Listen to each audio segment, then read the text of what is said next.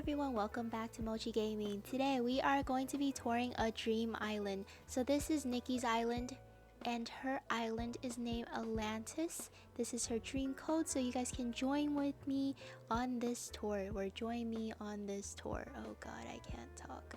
Alright, but because this is a dream tour and I don't necessarily want to take 40 minutes to explain the whole island, because you guys can see it for yourself, which I think is probably a much better option in terms of dream tours. But you know, I just need to expose this island because it's so nice. But I will be highlighting a lot of my favorite spots and all of that on this video tour. So let's get started.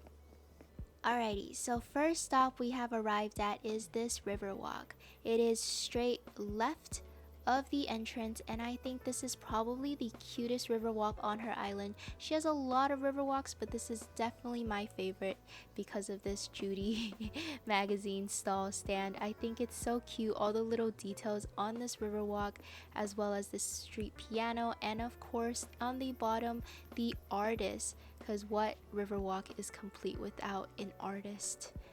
And there's a lot of riverwalks, so I won't be showing all of them, but this is just an example. If you guys are checking this island out, definitely check out all the riverwalks because they're so cute.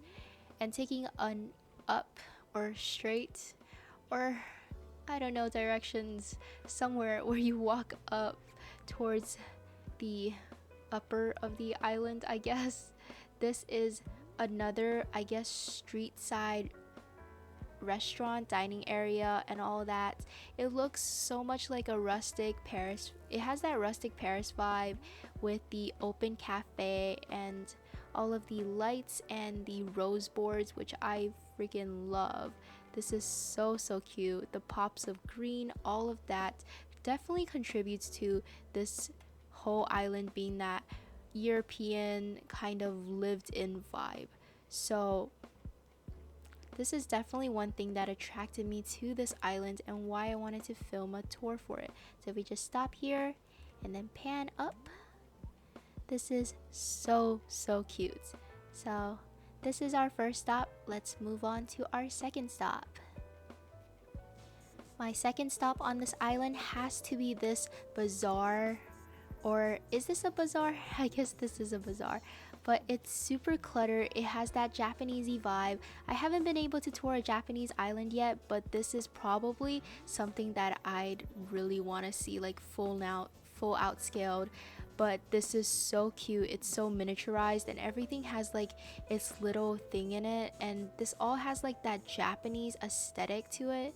And as you guys can see on these stalls, they all have like something that kind of reminds you of Japan. So this whole stall, along with like this vending machine and all of that, has that whole Japanese aesthetic, as well as this top little area. As you guys can see, it is a shrine. So this whole thing, very nice. It blends in so well with her streets, even European. It's like both European and Japanese rustic type of stall, lived in urban vibe. Throwing out all the words I could. Alright, so that was that for the stall and the bazaar, and we're gonna go on to our third stop. Our third stop is going to be this lookout point. I really like it because of how cluttered it is. I think it is super cool how much things she used to put all this together. It looks like it's a lot of things, kind of like a junkyard area where it's very much full and very much apparent that there's a lot of people who probably live here. This looks like the more, I would say, like downtown area, but her whole island is basically like a lived in downtown, but this definitely will be that cluttered part of downtown that you guys always see. So this is it for that part, and let's move on to our section for our fourth stop. Our fourth stop is a little bit of a journey, but it starts off here, and if we have a little bit of a walk and walk all the way up, I am such a hoarder. I like everything about this island, so I don't want to cut anything out, but I like this whole area, and this is the main focal point of this stop, which is where we walk into, and this whole, like, I guess it would be a bazaar, but it's not very like the Japanesey bazaar. I love how there's like a cutoff right here with the bench. It makes it that L shape, and I think it's very classic, like shopping and like walking area, where if you guys were like touring a place or going shopping downtown or anything like that, this is something that looks like would be an actual place you guys could go to. So this is definitely one of the coolest things I've seen in terms of like how someone placed a shopping area, because it's not just a straight line, there's like curvature to it, and it definitely is very what's the word I'm looking for, cohesive, not cohesive. Think of it later. Let's move on to our spot number 5. Spot number 5 is a very small area. It is this little area that overlooks the backing. So that back area is definitely one of my favorites too, but this front area, if we sit down right here, I think it is probably the cutest little photo spot. It's a river walk.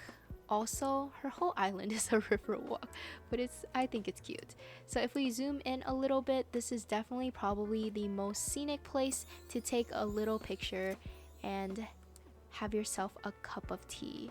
The brown, the colors, the red, the colors, the green, and all of that pops very well and fits so nicely with her whole island's aesthetic.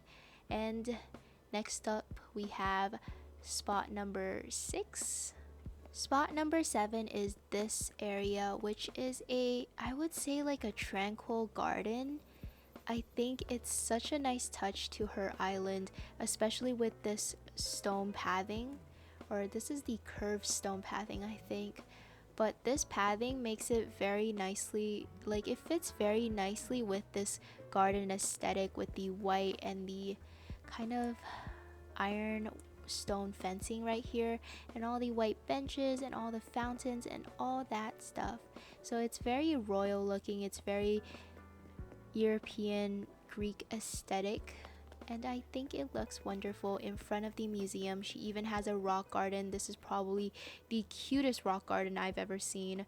I definitely didn't want to make my rocks into a garden because I think it'll look awkward, but I don't think this looks awkward at all because it fits very well with the color scheme of the whole tranquil garden. So this is the whole vibe of it, and other than this, we are going to move on to our last spot.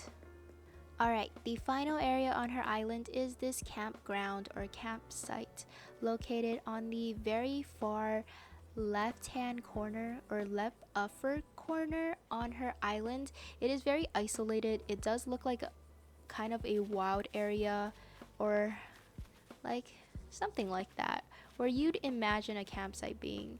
The rest of her island definitely doesn't fit a campsite because it is so urban, so I think she found a great way to incorporate this, as well as having like a picnic area or a sun tanning area and a little fire and marshmallow campsite. So that is basically all for this island. If you guys want to come tour it for yourself, I'd highly recommend it. It is definitely a lot more real and fun to see in person or through your Switch. I don't know, however you want to call it. But this whole island I think is very fitting for anyone who wants to work on like the streets or urban aesthetic, somewhere where it's very cluttered, it's very like crowded with living space, and it looks like a city and not something like an island. So this is a very nice way, or a very nice island to take as inspiration. And that is basically all for today. Thank you guys all so much for joining me. I hope you guys enjoyed this video. If you did, be sure to give it a thumbs up, comment below what you think, and if you joined me on this tour and had checked out the island yourself, what was your opinion on it? I would love to hear. And I think that is all for today, And I will see you guys all next time. Thank you guys all so much for watching. That is all for today. Bye bye.